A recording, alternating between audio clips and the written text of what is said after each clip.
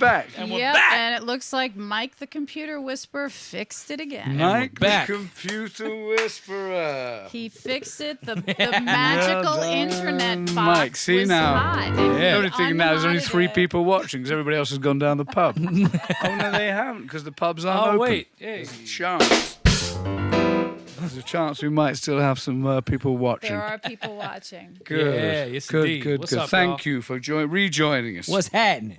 In the interim, I had to wrestle the cocktail shaker away from AJ. It got very violent there. Nasty. you know I'm how quite it gets. glad we actually did go off the air because he wouldn't have wanted to see that. It was You don't want to see that. It's a whole other side to his personality. But very happy to say he's calmed down a bit. Yeah. And Talk me off a you know. you know. Yeah, I talked you off a ledge. How's your Quarantini doing? It's quite I quite think you've lonely. had quite enough, actually. Tell me a bit more about New Orleans funk drumming. Sure, man. AJ is a historian of the tradition here, but is also he's a hipper and a hopper. He both hips Yeah. and hops. In some circles, yes, I am a hip hop head. And how has New Orleans funk influenced the kind of funky soul and R&B music that evolved after the heyday of 70s funk? Yeah, of course. Well, I mean, people talk 70s about New Orleans funk. Yeah, people in the hip hop world talk about, Bob James and James Brown and, Kool and the Gang and bands like that as sort of the golden sample library for a lot of 90s hip hop, but the Meters get overlooked a lot of times. Like there's tons of Meters records that were sampled, and Zigaboo Modalise next to Clyde Stubblefield is one of the most sampled drummers of all time. The snare drum hit, I can't pinpoint exactly to the minute and the second where it happens in the recording, but one of the snare drum hits from Sissy Strut became one of the most passed around snare drum hits in the hip hop beat making world in the 90s. It was from Sissy Strut.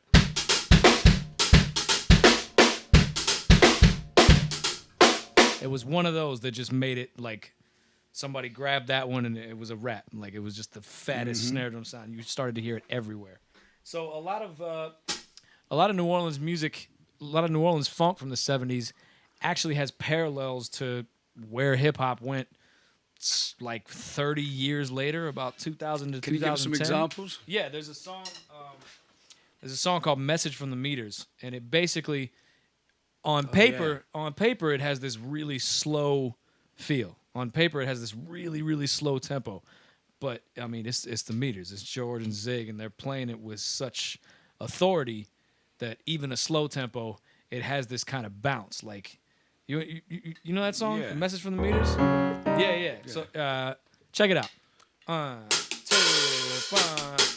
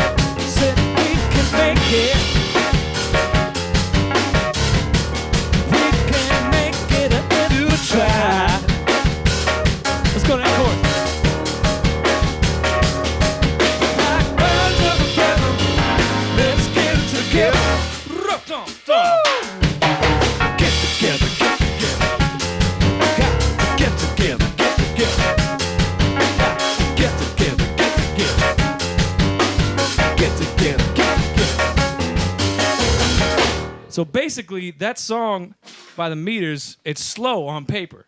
That backbeat.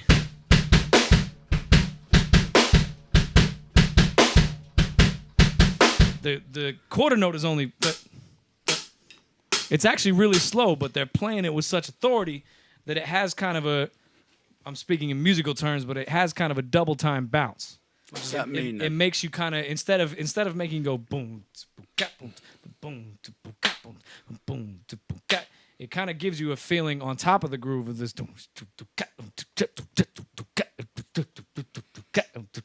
So there's that implied double time thing. And that's what's happening in hip hop since basically 2010. You have these in the 90s, hip hop was this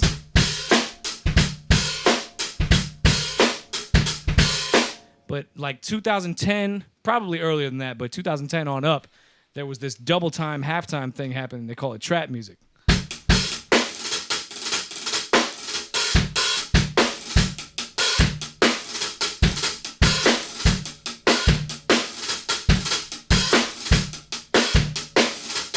Where it's I half, love that stuff you're doing on the yeah. hi-hat. That's What do they call that? It's called it's like a faction of hip hop called trap music. Came out of Atlanta and like really started getting popular in 2008, 2009, and it's the standard now. Like you cannot. It's all over the radio. It's everywhere.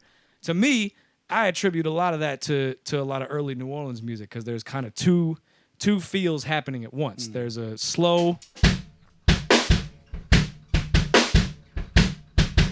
And then there's like the groove is played so strong that it gives you that double time.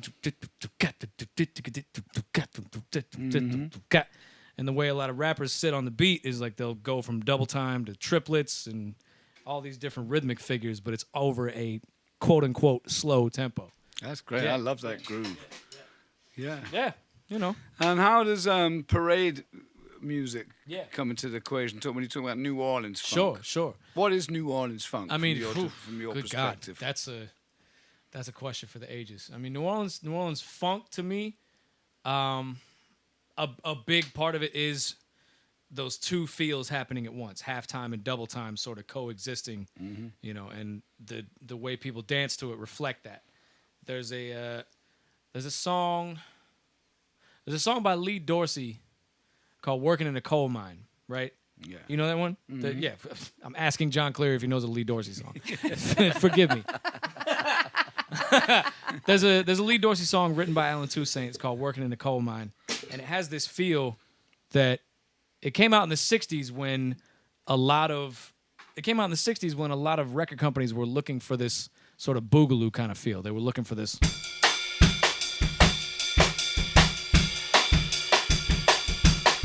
Which was loosely based on like mambo. It was the craze in the 60s. I'll never go back to Georgia. all that Right. stuff, I never go. Yeah. So basically, that song to me, the Lee Dorsey song called "Working in a Coal Mine," it gives you those two feels at once. The groove is.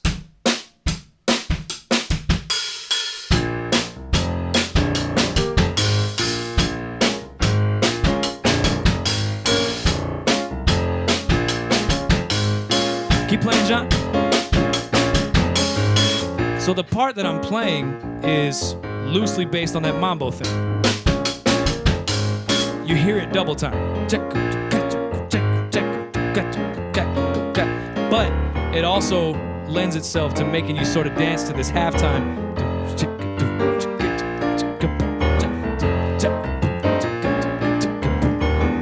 So it's kind of two feels happening at once. You know, that's what a big part of New Orleans funk is. Play a little bit more like this.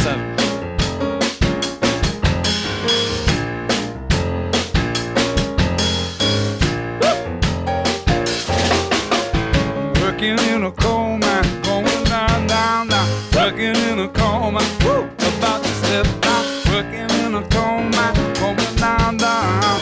Working in a coal mine, woo, about to step down. 'Cause I make a little money on a coal by the turn. When Saturday come around, I'm too tired to have my fun. So that I'm working in a coal mine, going down, down, down. Woo!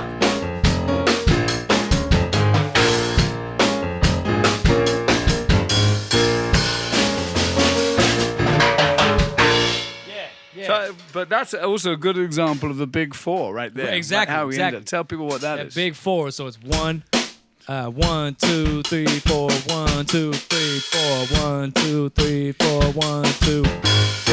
Yeah, so it's a figure that you hear in a lot of early second line music where there wasn't a drum set. It was bass drum and snare drum, and you would have.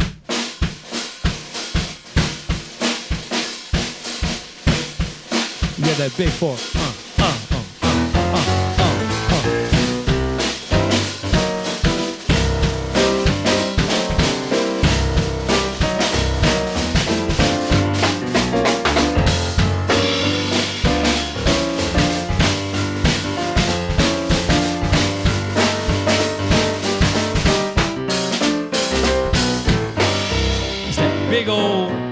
big old drop off. So that kind of syncopation is a large part of New Orleans funk for me. You know, it's not just backbeat. You know, the James Brown thing is. Ooh, that's funky. The James Brown thing is the one. One. Yeah. 1, 2, 3. Now play that and put a 4 in. Yeah, and the New Orleans thing is a big 4. This is going to be a challenge. I'm going to put the big 4 on the funky drummer break. 2, 3, 4. 1, 2, 3, 4. 1, 2, 3, 4. 1, 2, 3, 4. Yeah. So the big 4 is a big part of it. Those two feels kind of happening at once, like a swing feel and a slower backbeat feel, you know? Mm-hmm. That's kind of a big part of it. And honestly, it's just the drummers who have championed so much of the music. It's Zig. You know, Zig's whole thing was I hate using this term, but it's the easiest to describe it. Zig's whole thing was the linear thing. I hate using that word, but it's what it is. Linear meaning your hands and limbs are all playing separate from each other. There's nothing overlapping. It's linear meaning. So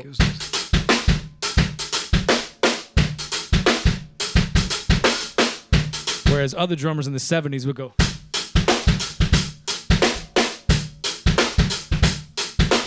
Zig went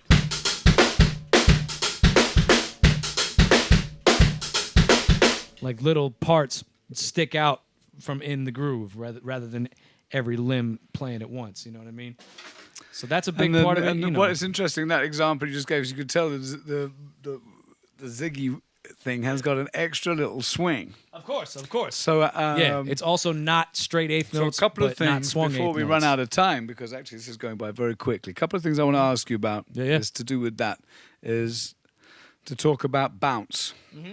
Yeah, of course.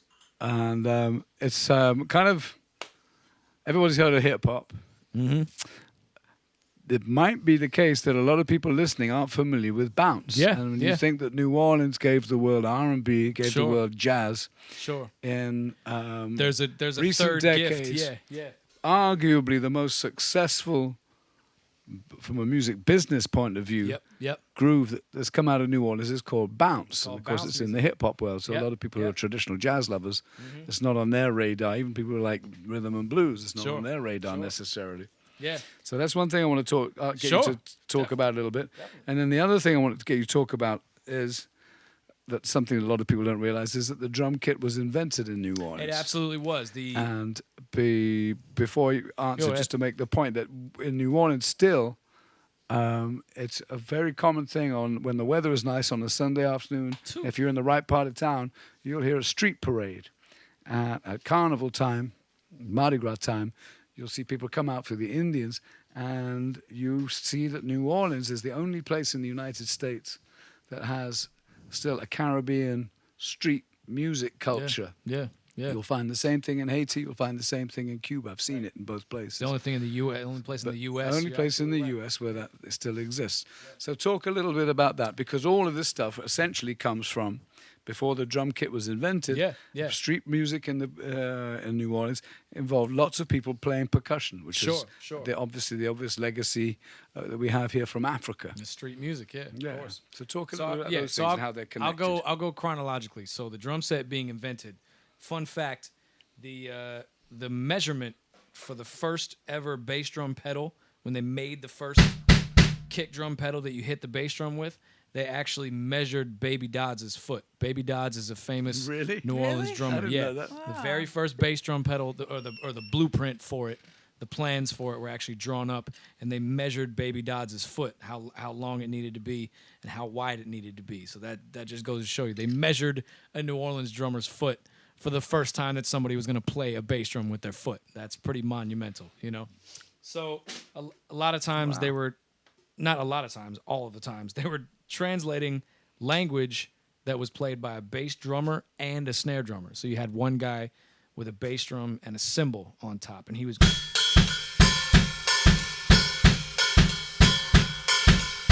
And you had another guy on snare drum that was...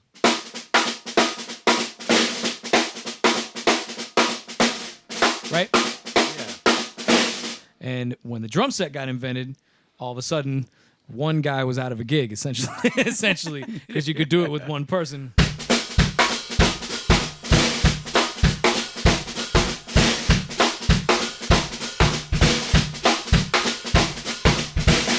Yeah, so you could essentially play those parts without having to hire that many people, and it opened up a whole nother language because it's one person playing. Sure. So you can't telegraph something that you want to do to another person. Sure. For an entire gig. So fast forward, not necessarily fast forward, but you talk about street music culture. Whenever you hear a second line in the street, you're never hearing just bass drum, snare drum, and cymbal. You're hearing bass drum, snare drum, and cymbal, and at least 15 people who saw the second line go by their house and jumped out of their house with cowbells and wood blocks and beer bottles. Beer bottles actually sound great. I've used them on recordings a bunch of times. Yeah. They sound fantastic. You have to drink a beer, though. That's the only hard part. I know. Yeah. You have to make sacrifices. Yeah, in what life. we do for the art form. The struggle is real. It's hard, man. So basically, when you hear a second line, you're never hearing just.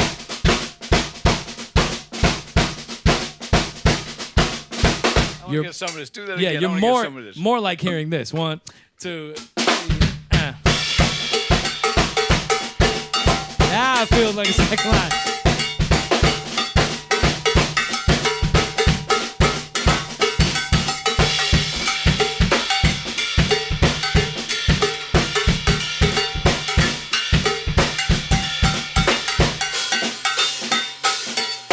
Yeah, so you're hearing more of a communal thing rather than just the actual musicians who were hired to play or the actual musicians who are part of the band. It's more of a communal thing, That was my favorite bit of the whole show, actually, I've got to say. Yeah, so fast forward to bounce music. Bounce music actually came up in the same time that, is looked at as the golden era of hip hop. It came up in the 90s, but in the 90s, what the golden era of hip hop was, there was a lot of really, the golden era of hip hop is often associated with New York City. And New York City in the 90s was largely a jungle. It was insane. It was an insane place to be in the 90s. So a lot of that music, although really revered and it's amazing production and amazing rhymes, a lot of it's really dark, Yeah. A lot of it's like they're telling stories about what they grew up in, what they had to do in their daily life.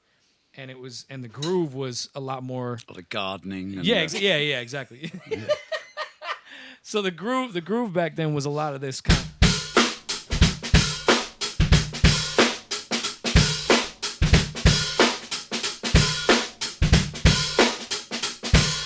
A lot of James Brown records being sampled and stuff like that.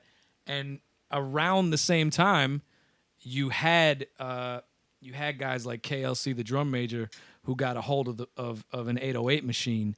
And the 808 machine is the most famous drum machine of all time. It's Marvin Gaye's Sexual Healing. It's the beginning of Whitney Houston, Want to Dance with Somebody. Yeah. There's tons of tracks that came from the same drum machine.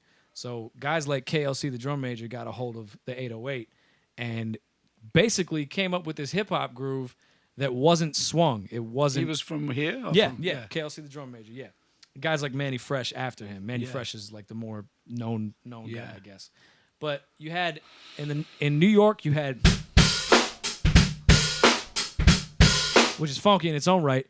But in New Orleans, you started to have this sort of party music that was.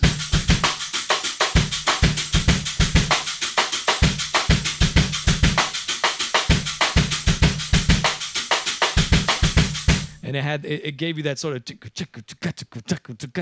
of loosely based around the second yeah, line. it's You know the what I same- mean? Well, also it's like that meters tune we were playing earlier on, but just sped up a little bit. Exactly, same kind of yeah. groove. So it was a very stagnant rhythm, but it just became this thing where you had bounce records that were sort of like party records Yeah. that you only knew because you went to house parties and everything Yeah. like that. You know what I mean? And yeah, there was sometimes violence and like anything when people start drinking and partying, something's bound to Yeah, happen. but I've calmed down a lot since then, so you know, Yeah. I've learned my lesson. Yeah.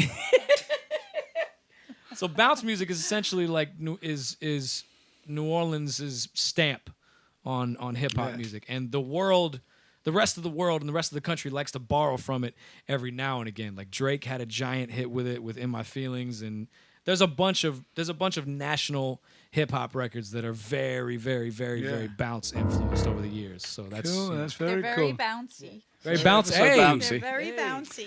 Well, I think that's Yeah. we've got to draw to a close, unfortunately. Not because we want to, not because we've got anything pressing to do, yeah. for no other reason other than my Quarantini glass is nearly empty. Look at that. And I can't go and make Quarantinis Yeah, and man true. the control Yeah, the yeah. same. Quarantini World Yeah. with a tune that we haven't recorded yet that might be on our next Okay. record called "You Can Take Your Dirty Hands Off My Zulu Coconuts." It's a very very political song. You know. It's a political song. It's fraught with emotion It's a too. love song. It's a well, it is. It's expressing the love for. I can see as I glance around the room. Yeah. There's a Zulu coconut. Yeah. There's a Zulu There's coconut. one. Yeah. For people not from New Orleans, Zulu coconuts are very cherished and prized possessions. And if on Mardi Gras you're lucky enough to get a Zulu coconut At the Zulu parade. thrown to you by a member of the Zulu Club. There you go. Ooh, can you see the Zulu Look at coconut? There it is. But they're delicate. They're delicate. Works of art, even. I let Trish. Yeah. Let Trish handle it. handle the Zulu coconuts, but nobody else, because I don't want anything to be anything. I don't want to break my. Your Zulu coconuts. Get your hands Yeah. off my Zulu coconuts, Get your hands basically. off my coconuts. So let's man. play that, and then while we're playing it, play a whole, but try and play all the different grooves you've been talking about. Okay, today. yeah. Try and incorporate them Yeah, into this one yeah. silly. I'll do a Mardi Gras This will be tune. the Zulu coconut opus.